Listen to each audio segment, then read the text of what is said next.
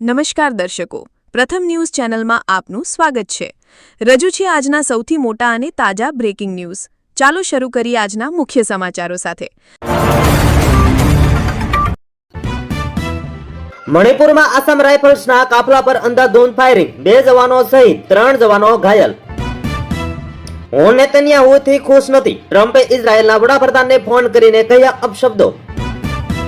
Series પહેલા દિગ્ગજ ખેલાડી વેસ્ટ ઇન્ડિઝના ટીમના મુખ્ય કોચ ડેરેન સેમીએ ભારતની ટીમને ચેતવી કહ્યું, અમારા બોલર ભારતમાં 20 વિકેટ લેવામાં છે સક્ષમ।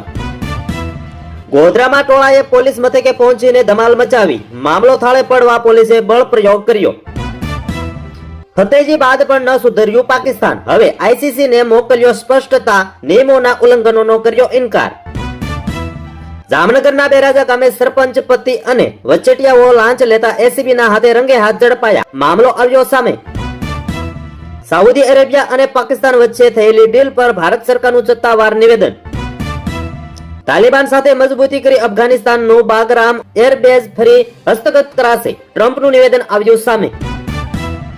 જનધન ખાતા ધારકો માટે ખાસ વાંચી લેજો, કેવાયસી કરાવી લેજો, નહીતર ખાતું થઈ જશે બંધ, છેલ્લી તારીખ 30 સપ્ટેમ્બર।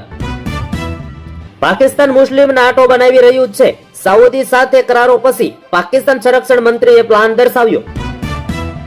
ભાજપ ધારાસભ્યના વિવાદાસ્પદ નિવેદનથી શરદ પવાર ભડક્યા, ફડણવીસને કર્યો ફોન। ચીન અમેરિકા વચ્ચે બધું બરાબર, શી જિનપિંગ અને ટ્રમ્પ વચ્ચે ફોન પર થઈ વાતચીત।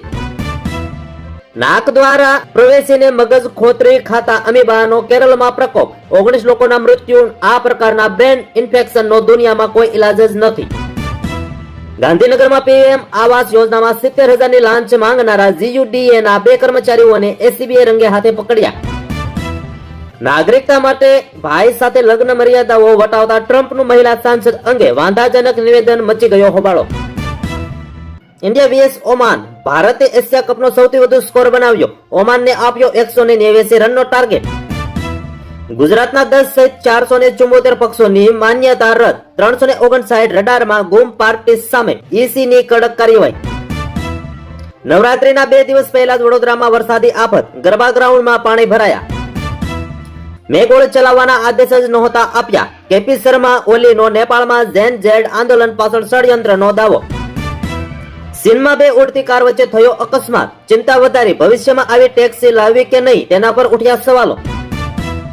ગુજરાતમાં છેલ્લા 12 કલાકમાં 54 તાલુકામાં મેઘમહેર, રાજ્યમાં સિઝનનો કુલ 108% વરસાદ નોંધાયો। દિશા પટણીના ઘર પર ફાયરિંગ કેસમાં 5મા આરોપીની ધરપકડ, પગમાં ગોળી વાગતા કહ્યું, હવે ક્યારે યુપી નહીં આવું। ભારત અમેરિકાની ટ્રેડ ડીલ સફળ થવાના સંકેતો, પિયુષ ગોયલ ટૂંક સમયમાં જશે અમેરિકા। આ હતા આજના મુખ્ય બ્રેકિંગ ન્યૂઝ।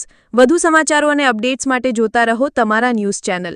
અમને સબસ્ક્રાઇબ કરવાનું ભૂલશો નહીં અને બેલ આઇકન દબાવો, જેથી તમને નવા વિડીયોની નોટિફિકેશન મળતી રહે।